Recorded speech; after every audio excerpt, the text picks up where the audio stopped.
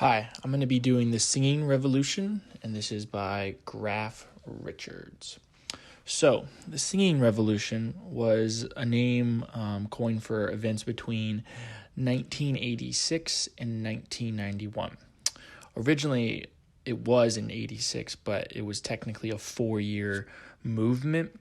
However, through the history of it, it is mentioned as 87 through 91. And this is the independence basically of Estonia. So with that, the actual name for the revolution was given by an Estonian activist named Heinz Volk. So with that, the Singing Revolution was a non-violent revolution of the Singing Revolution, which threw its Soviet rulers. So with Estonia, it was they were not allowed to have their own flags. They were banned by the Soviets. Even the national song had been banned by them. So in 1987, this is when a lot of Estonians, began with their, singing demonstrations and testing the government of the Soviets as best they could while staying nonviolent.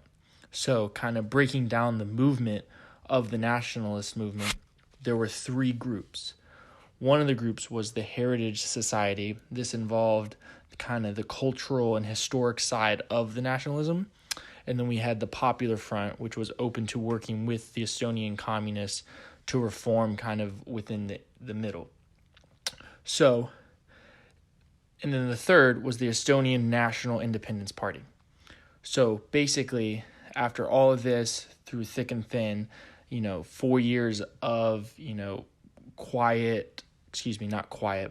loud singing and good protest of nonviolence. In 1991, they were independent from their Soviet colleagues. So kind of what is important about this is that the Estonians, rather than use violence towards their movement, they simply use nonviolence, specifically through their singing protests. And more importantly, an example through the 4-year protests was through a huge singing in one of the center grounds of Estonia. There were interfront demonstrators who broke down the gates of Estonian parliament and ripped down their blue, black, and white flags of independence. Edgar Savisaar, one of the speakers of Parliament of Estonia, spoke on the radio saying that Toompea is under attack. And then within minutes, many Estonians gathered around and started chanting, "Freedom, freedom, freedom." After the interfront demonstrators had left, the Estonian leader, Marju Lauristin, spoke to the people of the square by saying, "A big, big thank you to you. We knew we could depend on you with your intelligence and with your song and within your heart."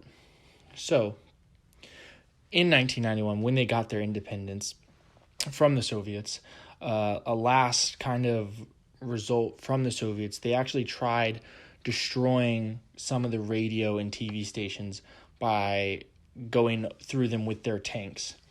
And what they did, the Estonians, they formed human shields, and basically the Soviets did not want to go over these Estonians with their tanks. So this was the final act of nonviolence that they had practiced. So not only was the Singing Revolution a non-violent, but they used their songs in a way of peaceful protest to overthrow what the Soviet government stood for. Another cool fact, actually, in 1988 in Tallinn, where a lot of them took place in the square, the square was Tallinn. They recorded nearly 300,000 people at the song festival where they were recorded. Another great man, like the Estonians can relate to, was Martin Luther King Jr. We learned from our readings that Martin Luther King Jr. practiced through nonviolence and nonviolence and nonviolent action. And through this, there were some things that he wanted with the people that followed him. And a specific example of this was, nonviolence. And in our first episode that we actually read, we learned that there was, in order to be nonviolent resistance / nonviolent action, it's through the practice of achieving socio-political goals through symbolic protest, civil disobedience, economic or political non-cooperation, and other methods without violence. So the Estonians basically took this, not specifically took this from Martin Luther King, but the actual way of nonviolent action by their practice of singing.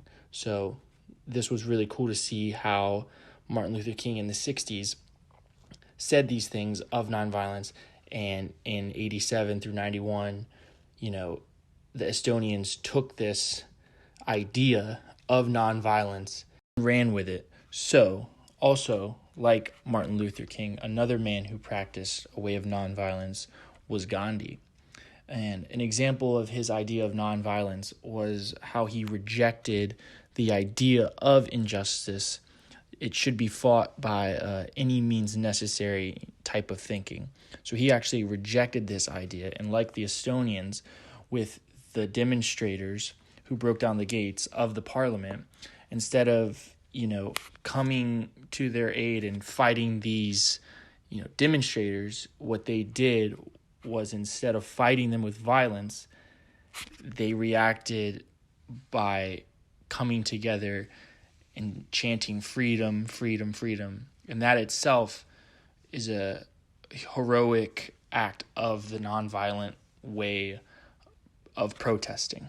So, concluding my presentation of the singing revolution, the dynamics of the Estonians, they were, fed up with how they were being treated and how they were being ruled. And instead of, acting through violence against the Soviets, their way of protesting for 4 years was through, singing and, using their bodies as a way of, protecting their TV stations and radio stations by allowing them to promote, their national anthem and other songs that showed a way of protesting against the Soviet reign. So I learned a lot about this project by seeing how nonviolent protest can actually gain a way of independence from an evil reign.